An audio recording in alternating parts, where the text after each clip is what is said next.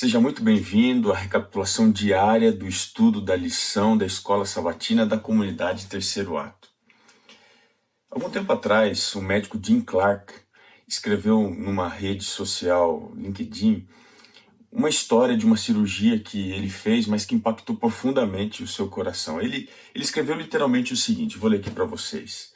Hoje eu operei uma menininha e ela precisou de sangue O negativo. Nós não tínhamos, mas o irmão gêmeo dela tinha o sangue O negativo. Eu expliquei para ele que era uma questão de vida ou morte. Ele sentou em silêncio por um momento, olha a cena, e então disse adeus aos seus pais. Eu não pensei nada a respeito até depois que tirei o sangue e ele perguntou, então, quando eu vou morrer?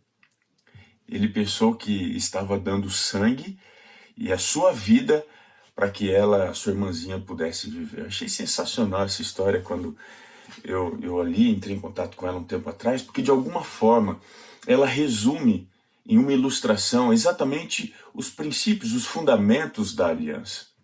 Esse contrato, esse compromisso que Deus fez com o ser humano.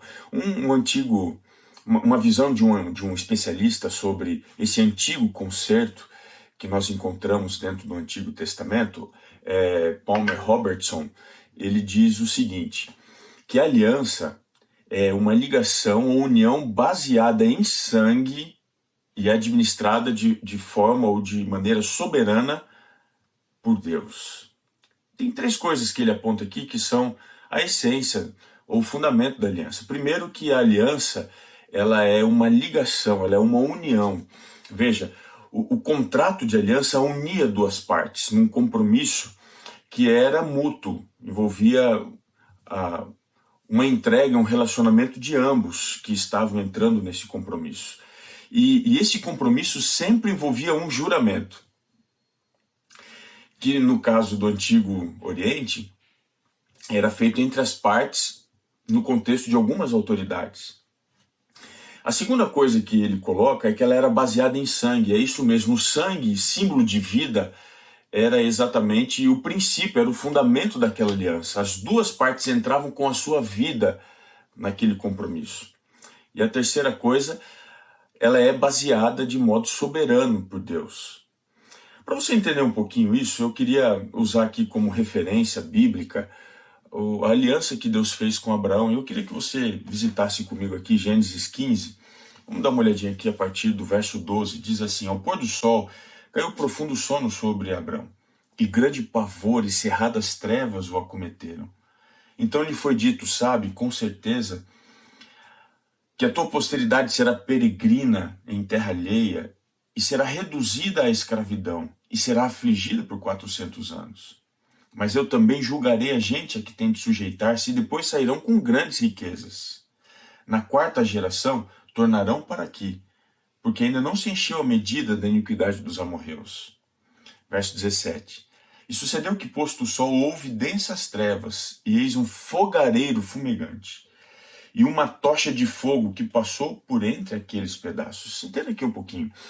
Quando uma aliança era feita, o juramento era feito, geralmente os animais eram divididos em duas partes, e essas partes eram colocadas frente a frente, e aqueles que cometiam ali, ou que entravam no relacionamento de aliança, levantavam a sua mão e juravam diante de testemunhas o seguinte, olha, eu estou fazendo aliança com fulano de tal, e se eu não cumprir a parte que me corresponde dessa aliança, você tem todo o direito de fazer comigo o que fizemos com este animal. Uma aliança baseada em sangue. Acontece que na aliança de Deus com Abraão, quem passa por entre as partes, assumindo ali todo o ônus do relacionamento, não é o vassalo, não é aquele que está debaixo, mas é aquele que está em cima.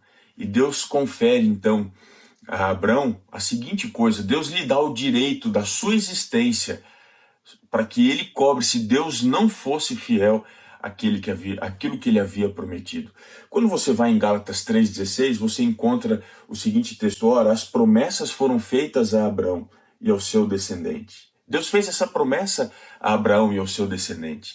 E assim, então, três coisas a gente pode entender da aliança que existe entre Deus, Abraão e entre a humanidade. Primeira, que Deus confirmou as promessas através de um juramento. Foi ele quem fez esse juramento. Segunda coisa, a obrigação da aliança é a obediência à vontade de Deus expressa na sua lei. Nós que entramos em relacionamento, quando entramos em relacionamento com Deus através dessa aliança, precisamos obedecê-lo. E o que ele pede para que seja obedecido é a sua lei. E a terceira coisa, Cristo e o plano da salvação era o meio, por meio do qual esta obrigação foi finalmente cumprida. Ou seja, Cristo cumpriu a obrigação que Deus havia assumido lá no passado, para que nós então tenhamos um relacionamento de restauração, de paz, de reconciliação. Exatamente isso o que Deus fez na cruz, derramando o sangue de Cristo, para que você e eu tivéssemos condição de desfrutar desse relacionamento na sua totalidade de paz. É isso que ele oferece para você hoje. Quer saber mais? Fique ligado aqui todos os dias na recapitulação da Escola Sabatina.